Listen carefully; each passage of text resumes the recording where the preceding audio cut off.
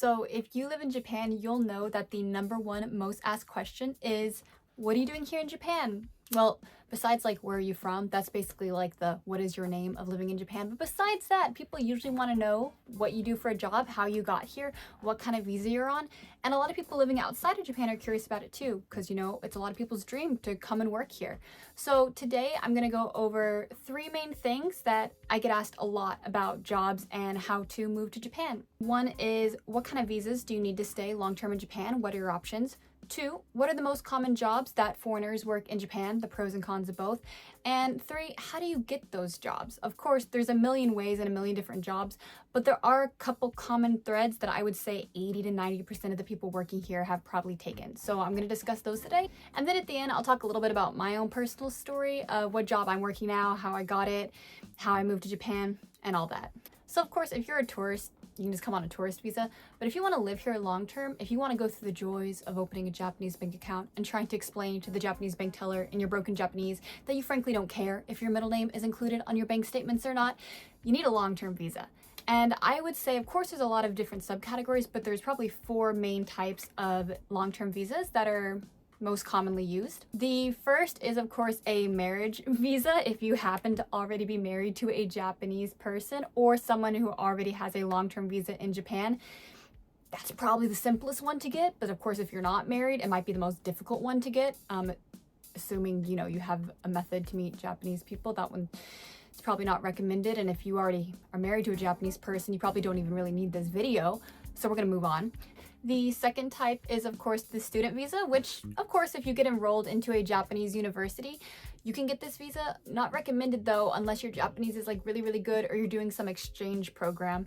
But what's more commonly done with this visa is the Japanese language schools, which basically they accept foreigners of any nationality, and you go and it's about a half day every day for the week and you just learn Japanese. These schools are for profit, which means they accept literally everybody, just like those scam online universities. So as long as you have enough money in your bank account, and I think you need a college degree, you can sign up and you can come to Japan, and more importantly, you can come straight to Tokyo because you can pick your school. And this is probably the simplest, most surefire way to get accepted for your visa in Japan. With this visa too, you're also allowed to work part-time. Not full-time though, just part-time. They actually cap the number of hours you can work part-time because they really do want you to focus on your studies, learning Japanese. The third type is what the vast majority of this video is going to be about. The working visa. This one's pretty self-explanatory. If you get sponsored and hired by a Japanese company, you can get a working visa. Of course, we'll go more into that later on in the video. Okay, and the fourth type of visa, we're going to go through this one real quick because it makes me salty. It's the working holiday visa. Basically, if you're from Europe, Australia, basically just not America, you can come to Japan and just chill here, really. Like, that's how my friends describe it to me. You don't even really need a job. They just let you come here for 6 months to a year. Just chillin', the working holiday visa. I didn't even know about this until I asked like my European friends, like, oh, what visa are you on? The typical question, why are you in Japan? It's like, oh, I'm just on a working holiday visa. I'm just chilling here. I'm like, working holiday visa, what's that? We don't have it in America. It's so sad. It's the best visa by far. You can just literally come here to experience the culture, work around, even though you don't even really have to do that. And they give you like 6 months to a year just to chill in Japan. I don't want to talk about it. How do you get this visa? Don't be American. That's how you get this visa. Moving on. Okay, so what are the main jobs that foreigners are most likely to get in Japan? Well, I think there's three main categories. I'm going to break them down.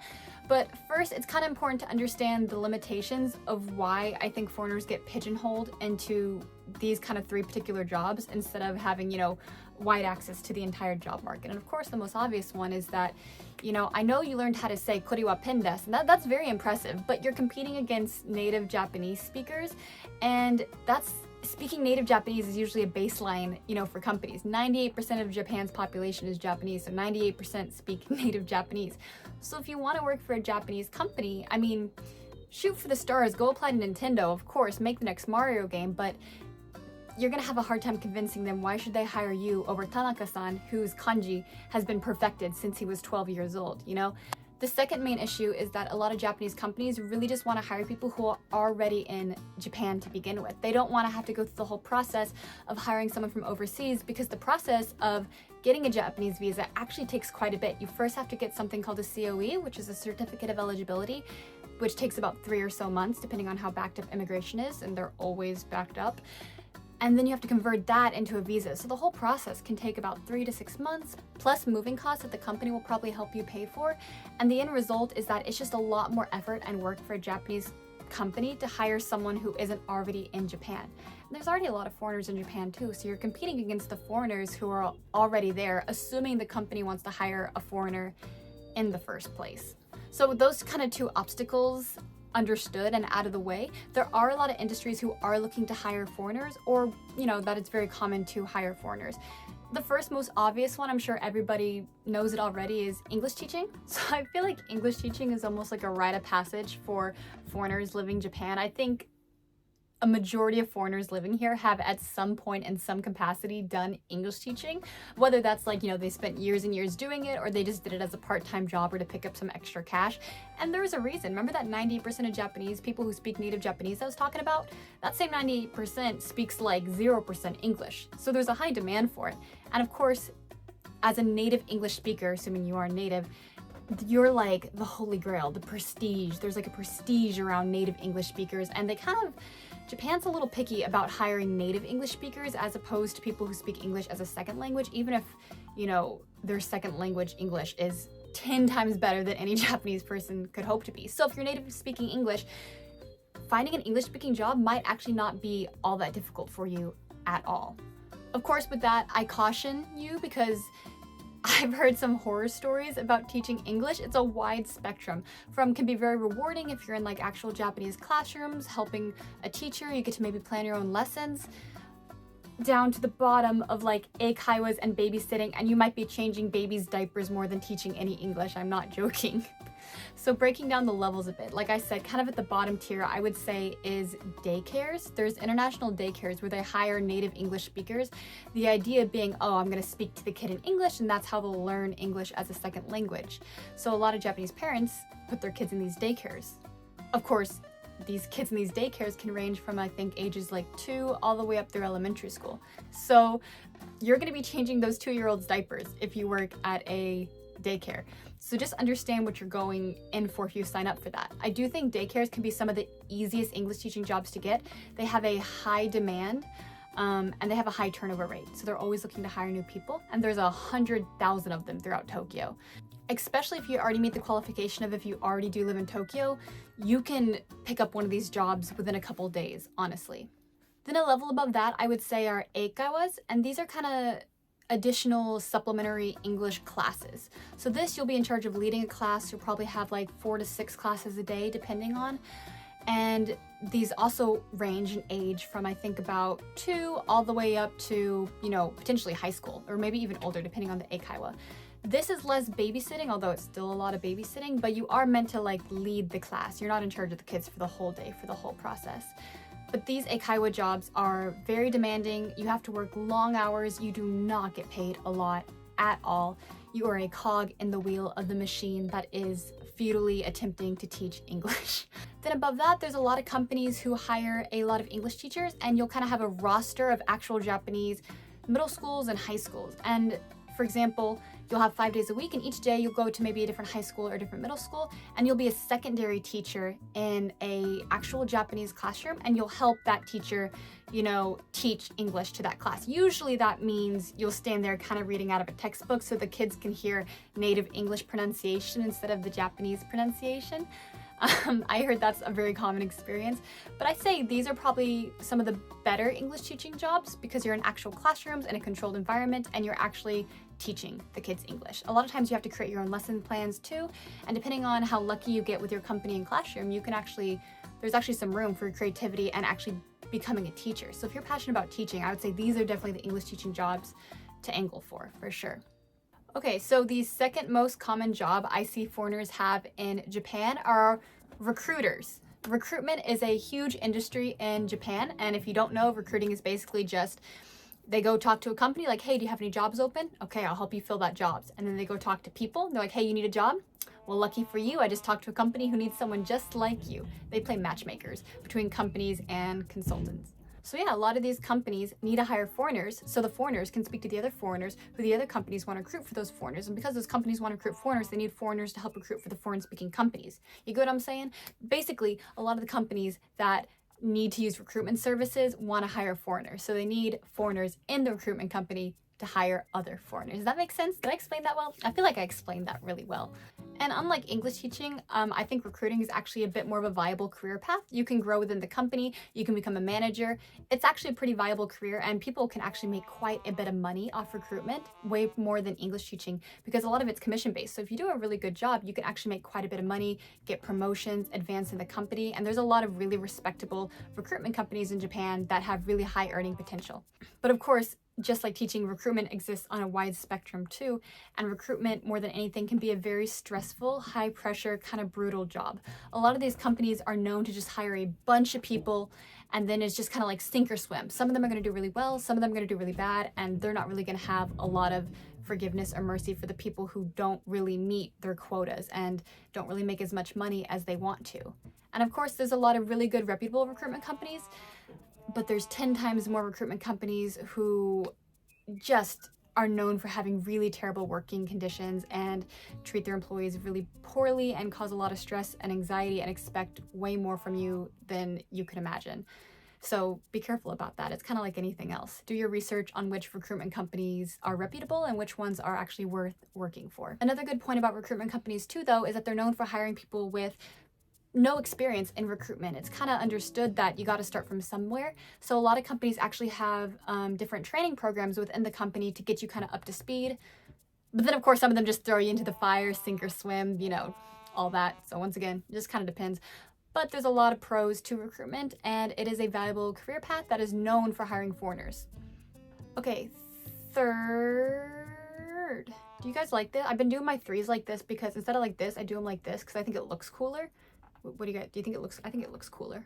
So third is IT. So the other most common field you see foreigners work in is the IT field. So things like programming, Power BI, working for all the big tech companies, they tend to hire a lot of foreigners just because they offer a lot of skills that, the average Japanese person won't have. Of course, there's Japanese IT people too, naturally, but a lot of the big companies are very international. Rakuten, which is one of the biggest tech companies in Japan, hires a bunch of foreigners, and a lot of their IT and tech teams are made up of foreigners because they deal in the foreign global market a lot. So if you're IT, you can set yourself apart. Maybe your Japanese isn't perfect, but if you have good skills that are marketable to the company, it is one of the easier ways to get hired, for sure. And IT kind of falls, these jobs kind of act a lot like the jobs you'd get in an American company. You kind of have the same pros and cons. Of course, it depends if you're working for a big company versus a small company. But if you have any kind of IT skill, things right now that are really marketable are Python, Power BI, kind of sales analysis. If you have any of those skills, it would be pretty realistic for you to maybe be able to expect to find an IT job. That being said, you're going to have a lot harder of a time finding an IT job if you're not already in Japan, because there's plenty of foreigners with IT experience in Japan. And like I was saying before, companies don't necessarily want to hire you if you're not even going to be able to start working for 6 months unless you're really exceptional. So if you want an IT job, a lot of the time, unless you're already working for a company that maybe has a branch in Japan, in which case you can maybe see if you can get a transfer, it might be difficult to get an IT job outside of Japan if you're not already living here. That's kind of the one downside to getting an IT job in Japan. Okay, so those are the three main jobs that are most common for foreigners to get. Of course, you can theoretically get any job in Japan. I have friends who have gotten marketing jobs, who have gotten accounting jobs, friends who have gotten... those are kind of the only two I can think of off the top of my head that I know some friends who have gotten those kind of jobs. Those are more like exceptional cases or kind of rare opportunities, maybe if you know someone or if you have a really specific skill. In general, as a foreigner, if you're looking to work in Japan, I think, at least at the beginning, your three best options are the ones I mentioned before. A side point too that should be obvious is that the better your Japanese is too, the more opportunities you're gonna have. What I was talking about before is really if you speak pretty much no Japanese, those are your best options. The better your Japanese is, the more and more you can get different kinds of jobs at different kinds of companies. And also, the best pro tip I can offer too is try to look for a more foreign-based company in Japan, a Japanese company that deals with a lot of foreigners or deals in the global market. They're a lot more likely to hire English speakers and not care as much about your Japanese level. But any amount of Japanese you can learn and improve, the better odds and the better options you're gonna have. Okay, so we talked about what kind of jobs are available. Next, how do you actually get these jobs? What are the easiest ways most foreigners are able to get these jobs to move to Japan? So, like I mentioned before, the biggest two obstacles, one, for the jobs I mentioned, you don't have to worry too much about speaking Japanese. It's not really a requirement. The bigger obstacle, honestly, is the fact that a lot of these companies, like I said before, really want someone who already lives in Japan. That being said, there's a lot of ways to get around that and move to Japan before even starting working these jobs. So for English teaching, a really common one are English teaching programs that focus on hiring foreigners outside of Japan. The most common example is the JET program, which I think it stands for Japanese Exchange Teacher, Teaching, is something like that. But it's a program that specifically hires people who live outside of Japan and will sponsor their visa. The whole process is set up, and if you can get through the interview process, you can be a teacher and they will move you to Japan, sponsor your visa, no problem. The caveat to that is that if you really want to live in Tokyo or you want to live in somewhere similar, your odds are not great. They place you all throughout the country. And I know they ask you, I think there's a questionnaire where they ask you, oh, where do you want to work? And some people write Tokyo. It's not going to happen. Be prepared if you do the JET program to potentially get placed out in the middle of, nowhere with all you see around you is rice fields and everything. So that's one caveat, but that's a good way to at least get into the country. I have a couple friends who did the JET program and they worked a couple years in more remote regions, and then because they already had their visa, their long-term visa, they were able to move to Tokyo to find another teaching job. So a common method is if you're able to find not just the JET program, but there's other English teaching programs that look to hire people outside of Japan already and move you to Japan. Although they might not have the most ideal conditions at first, if you can use them to get to Japan and work for a while, afterwards you can probably easily move to Tokyo, and with the English teaching experience you already have, easily find an English teaching job in Tokyo or wherever it is that you want to teach English or that you want to be in Japan. Another really common route a lot of people take is coming as a student to Japan first. So like I mentioned before, there's Japanese language schools, universities. If you can come on a student visa, that counts as your long-term visa. And then after you're done being a student, and while you're being a student, you should be job hunting, by the way. After you graduate from whatever program you're doing, a lot of companies will be more likely to hire you because you already have the requirements and the visa to live in Japan. So it's really common to come in as a student, do language school or do university for a couple of years, and then afterwards, I guess, do what the purpose of school is, which is to prepare you for an actual job. It's strange how that works out. It kind of works the same in Japan, really. Although just a heads up, unless you're going really hard, don't expect to be native Japanese after just 1 or 2 years of language school. Unless you really, really try and ganbatte really, really hard. I'm just saying from my personal experience, it's not enough to compete with all, especially all the native Japanese people. Especially there's over 2,000 kanji you need to know to be fluent. You're not memorizing 2,000 kanji in a year. It's just not happening. I'm sorry. Also, just fun fact, this is my favorite kanji, Yama. It means mountain. It's my favorite because it's really easy to remember and use. And it looks like a mountain. All the best kanjis are the ones who actually look like, the thing they're supposed to represent. Fuji-san. Okay, so what's the best way to get a recruitment job? So honestly, to be in Japan already by one of the methods we already talked about to get here. Once again, screw you working holiday people who have it on easy mode, assuming you don't have working holiday, the student route, like I was saying. Also, if you're outside of Japan, a route that may work is to look up the most common recruitment companies in Japan. And this is the method my recruitment friends tell me works the best, which is to go on LinkedIn. Don't waste your time sending out resumes and applications. I mean, you can, but it's not as successful as directly messaging these people on LinkedIn. So what you should do is look up the most common Japanese recruitment companies and go on LinkedIn and find their talent acquisition people or just someone who works at the company. Because these recruiters' jobs are to find good candidates. So if you're a good candidate, they want to find you already. So personally messaging them on LinkedIn, having your resume updated, having a statement ready about why you wanted to be a recruiter, and directly messaging them is a good way to get your foot in the door. And even if they don't have someone available, they're very connected, right? The recruitment network is very connected, so they can pass you on to somebody or tell you to talk to this person instead, or let you know about any openings, or even just, tell them you want to find a job in Japan. They could just actually help you find a different job even than recruiting, because their literal job is to employ people. So if you want to try to get into recruitment and you're outside of Japan, a good way to do it might be to try to message these people on LinkedIn and see what your options are. Okay, so for IT jobs, I think this process is pretty similar to what you do in your home country, the general soul-crushing, self-esteem destroying process that is job hunting, sending out a dozen resumes every day, maybe getting 2 or 3 rejection emails, because most of them can't even afford you the common courtesy of a rejection email. It's pretty similar in Japan. My one tip would maybe be use a recruitment company to try to find an IT job. They're gonna have a lot more connections, and they're gonna have a better relationship with that company you want to work for anyways, and they'll be able to introduce you, and you'll be taken a lot more seriously than if you just send in a resume or application yourself. Because let's be real, if it's a big company, they probably have some automatic screening process that's gonna eliminate you on the basis of something arbitrary like your eye color anyways. So maybe going through a recruitment company would be a better way to get an IT job. The number one tip here being, of course, to be in Japan already, honestly. I think a lot of these companies don't even look at people who, don't already have a long-term visa in Japan. But you never know, some will. Some are willing to hire you, especially if you have a lot of experience or if you're able to add something meaningful to the company. So don't give up, even if you're outside of Japan. It would be worth it to try to get hired by IT companies directly. Okay, so that's my main advice for the jobs available in Japan. I'm gonna talk now about what I did personally and my process.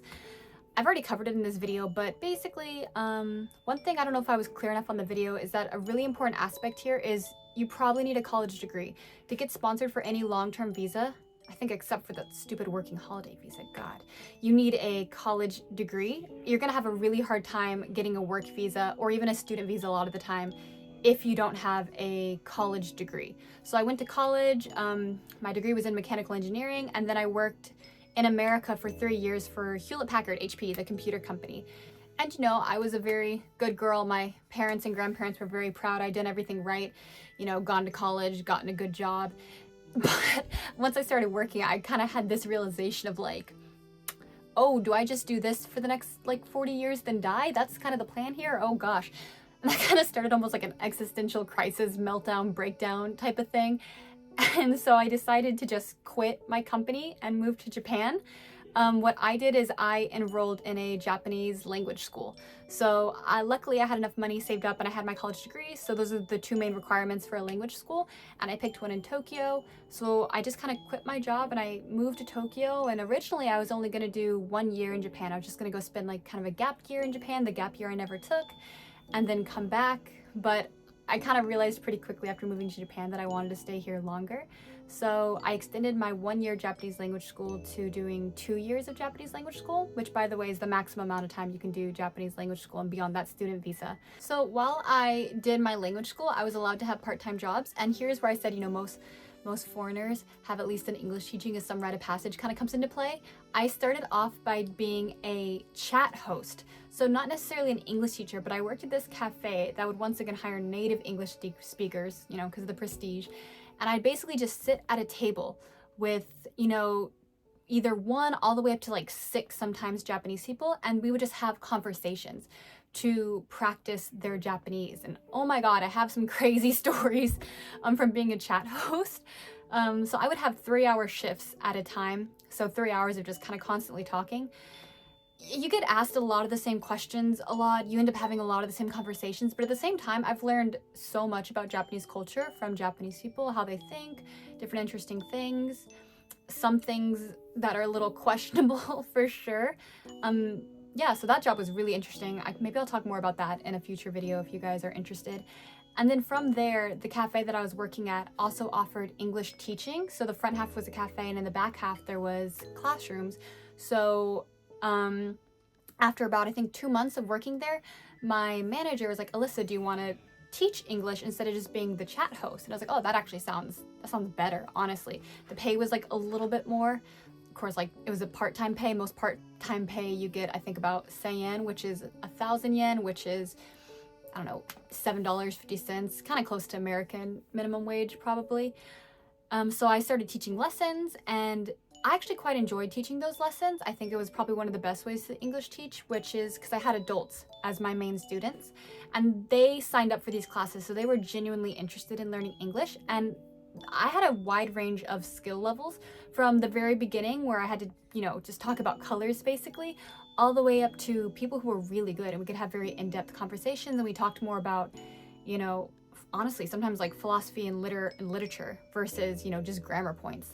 So that was actually pretty good. But I only did that for about 2 months, I think, where I did my second part-time job. I started it, which is actually something a lot of people don't consider, which is modeling. So one of my friends introduced me to a modeling company, and in Japan, they are always looking for foreign models. And because there's not that many foreigners in Japan, your competition is way, way, way smaller. You don't have to look, like Gigi Hadid, or I think that's the only model I can remember right now off the top of my head. But you don't have to look like, some crazy LA alien person to be a model here. They're just looking for a lot of people in either the background of things or a hand model, or there's all certain types. The agency I did was kind of a jack of all trades, so I did a lot of different crazy modeling jobs too, which maybe I'll talk about once again in another video. So those were the part-time jobs I did while I was in language school. And then as the 2 years were drawing to a close, I decided I still wanted to stay in Japan, so of course that meant I needed to look for an actual job. Now, because of my background and because I worked an IT job at Hewlett-Packard, I was going for an IT job. I knew I did not want to be an English teacher. I don't think I had the strength for it. And I knew I didn't really want to be a recruiter because making phone calls all day sounds really scary, That's a big part of their job. You got to call people and talk to them, and that's very scary. So I didn't want to do that. So I wanted to do an IT job.